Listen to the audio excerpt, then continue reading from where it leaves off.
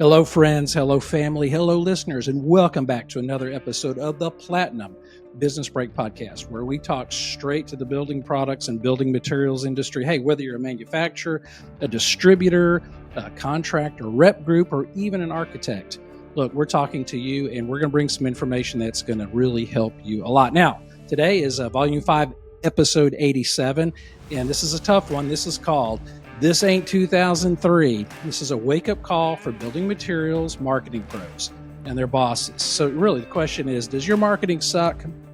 Yeah, it probably does. Okay, so before I get all the calls and emails, just listen to the whole episode, and I think you're going to like it. I'm going to ask a really tough question. If your marketing department vanished tomorrow, would anyone notice? So if you're a CEO, VP, or a marketing leader in the building products or building materials space, and you can't say absolutely, well, guess what? This is your wake-up call. Look, this isn't a pep talk. This is an indictment on how far behind our industry has fallen. And look, we all know this.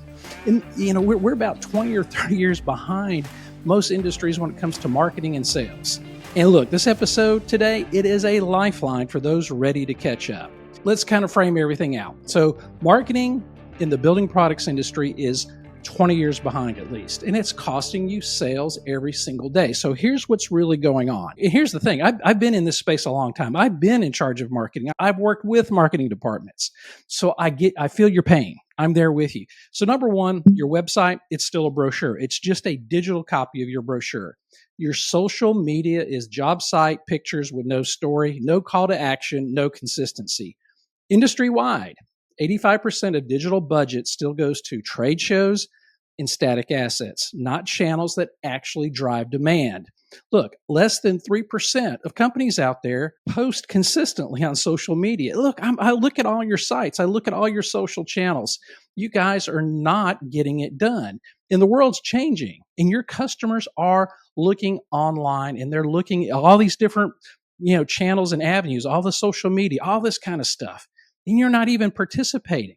So let me tell you the rest of the story. Most manufacturing or building products companies spend 5 to 8% of revenue on marketing. Now, a few push 10%, but it may sit lower than the general B2B average, okay? So of that, 30 to 40% generally goes to trade shows or events. In other industries, it can hit 40%. Exhibitors routinely drop $30,000 plus per show once you add the booth, travel, swag, and staff. Meanwhile, measurement just gets like hardly anything of the spend, meaning much of that trade show money never gets tied to actual sales. Yeah, this is going to ruffle some feathers, and I'm sorry, but I'm just going to call it out here. And I'm going to talk about a quote, a guy here, Gary Vaynerchuk, Gary V. If you don't follow him, he's pretty cool. You can find him on YouTube and all the social channels. He basically said, paid, owned, earned model is dead. We now live in an owned, earned, paid era.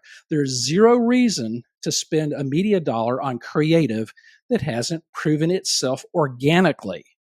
All right, so stop paying to amplify bad creative. The data says it's a waste. Look, I do the same thing in my business. And those of you who follow me, I'm posting everywhere all the time. I look at the analytics. Only the posts that have some signs of life, I will actually turn into an advertisement and then even get more bang for the buck. That's all I'm saying here. So I'm going to frame that up. So now let's also talk about how the world has changed, especially since COVID. All right. Because, pretty much our frame of reference, a lot of us are COVID. We had to shut down everything, no more trade shows. And wow, now we're glad we're back at trade shows.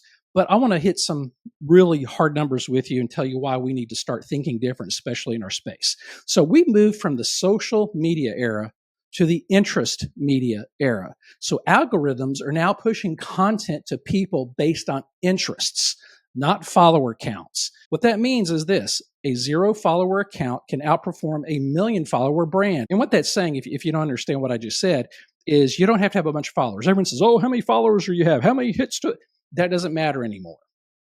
I predict that at some point, the number of followers is just not even going to be a metric anymore. Here's why. All the algorithms on all these platforms, I don't care if it's LinkedIn or Facebook or Instagram or X or TikTok, or whatever you're on, what they're doing is they're looking for content that people are interested in, and they're going to show it to them. It doesn't matter how many followers you have. So you got to have excellent creative, all right? Now, here's the kicker. Good creative isn't what your boardroom likes. Okay, it's what earns organic engagement from real people. Yeah, again, I get it. Those of you who are publicly traded or have a board of directors, or you're in private equity, people are like, oh, what are our metrics? They're looking at, the number of, badge swipes at a trade show.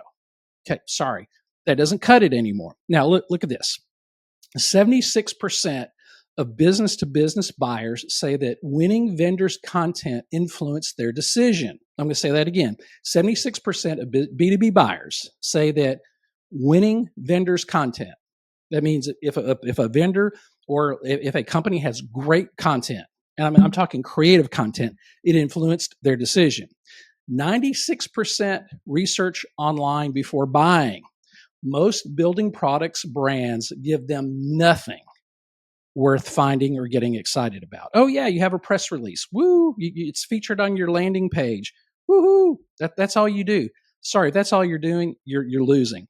All right, now look, I'm going to talk right now to the leaders, the C-suite, the VPs, the executives, and this is something I want you to ask your marketing team today. Now, marketing folks out there, don't send the hate mail yet. Okay, I'm going to help you guys out in a minute, but I got to talk to leadership, because really it ultimately falls to them, because they're the ones who are approving budgets and asking, or should be asking, questions. First thing you should be asking is, what is our content strategy?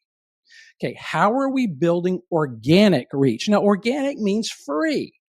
And let me spell it out to you. Every social media out there, all the social channels, including YouTube, it's free, people. It's free. It doesn't cost you anything to start a YouTube channel.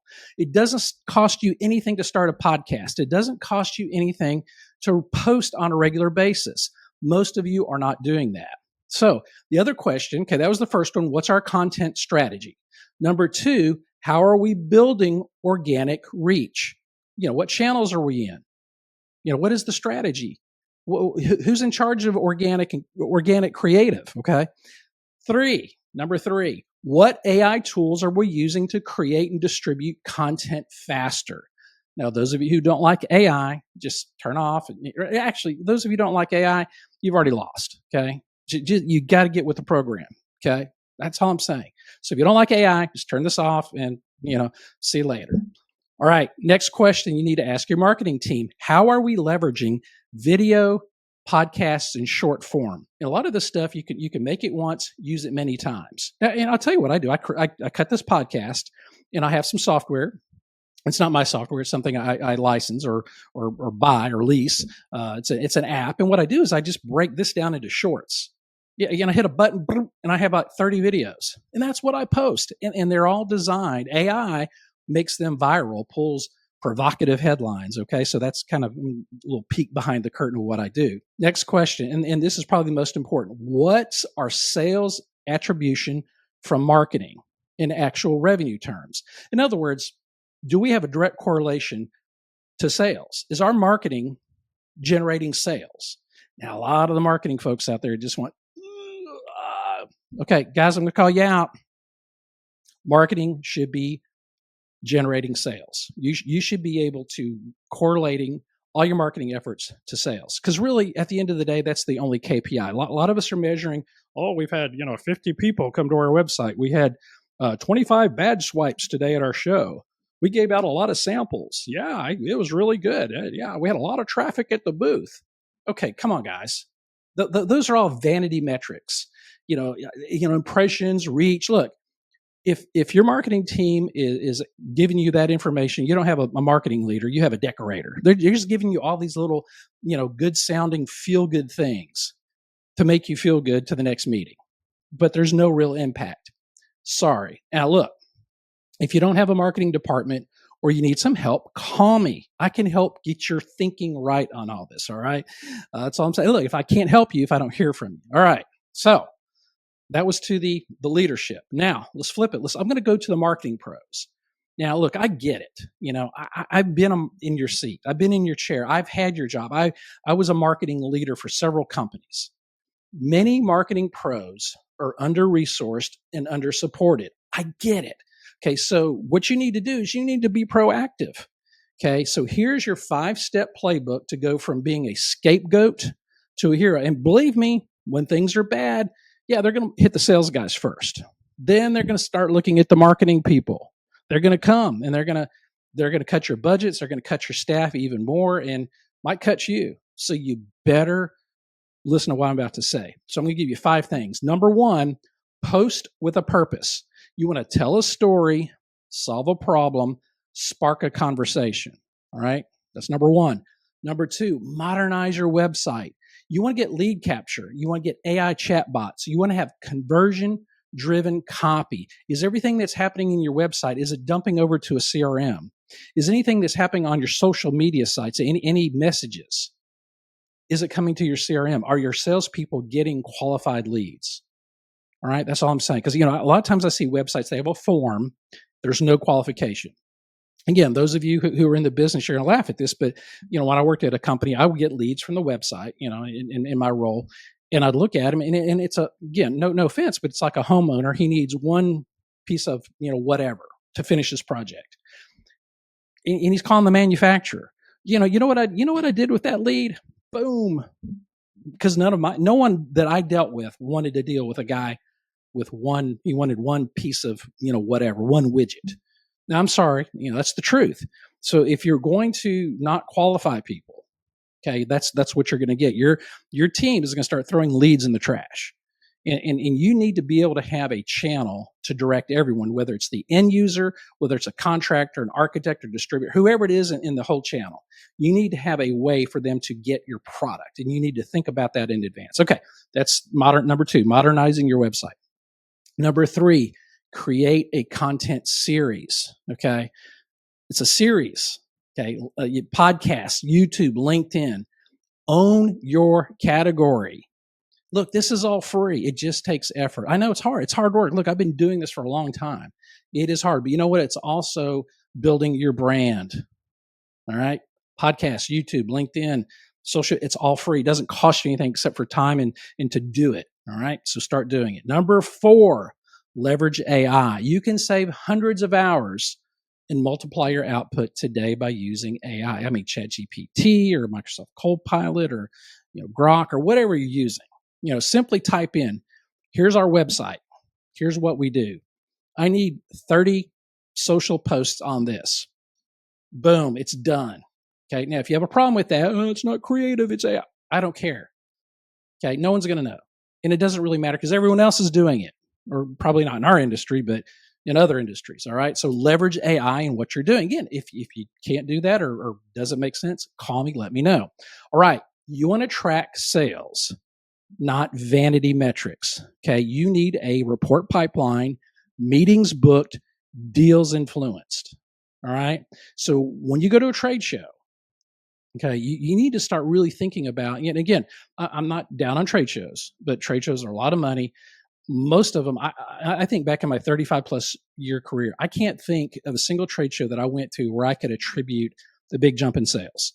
I mean, look, it's good for building the brand. It's good for, reaffirming customer relationships. But most trade shows I go to, if you go to a booth at the average trade show in our industry, okay, first of all, they're small. They're, typically 10 by 10s, and they could have the larger booths. But the smaller booths tend to feel crowded. You try to put too much stuff in it. And the other thing, your staff is poorly trained on how to engage customers. A lot of times I see all of you, and you know who you are. You guys are in your khaki slacks with your company logo polo, your tassel shoes, and you're all clustered together on phones and telling jokes.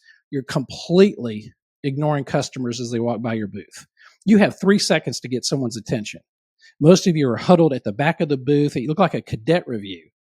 All right, you guys got to quit doing it. And again, marketing and sales leadership, you guys got to be working together. In fact, you should be under the same umbrella. You should be having the same boss because you both have a vested interest in making a successful trade show happen. All right. Sorry, I didn't mean to get off on that tangent, but I'm getting fired up. You could probably tell. Okay, so again, track sales, not van. Okay, get 5 things. Post with a purpose. Number 2, modernize your website. Number 3, create a content series or have a content strategy. Number 4, you want to leverage AI. Number 5, track sales, not vanity metrics. Sales is the only KPI in business you should be tracking if you're in sales and marketing. All right. So now if you do this, leadership will see you as a revenue driver, not a cost center.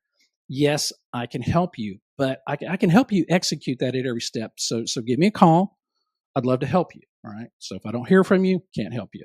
All right. So closing shot here. You don't need more fluff. You need firepower. Your competitors are already starting to think this way, and they're starting to create daily content. Look, the smaller guys, man, there are contractors, smaller contractors in small markets. They're killing it on TikTok. They're killing it on YouTube. They're killing it. And companies that are multi-billion-dollar, publicly traded private equity companies, you guys are dying because you cannot move fast enough. So I want to tell you a couple of things. You don't need more fluff. You need firepower. Your competitors are doing it, and they're already creating daily content. They're testing it. They're amplifying what works. And you're still buying fake research. Yeah, I said it. All right, quit. Again, publications, trade pubs. Sorry, I'm going to get the hate mail here. I get a bunch of them, go right to the trash. Don't even look. The only time we look at them is to see our ad, or if there's a PR piece, we want to make sure it's in there. Other than that, look, no one's reading those.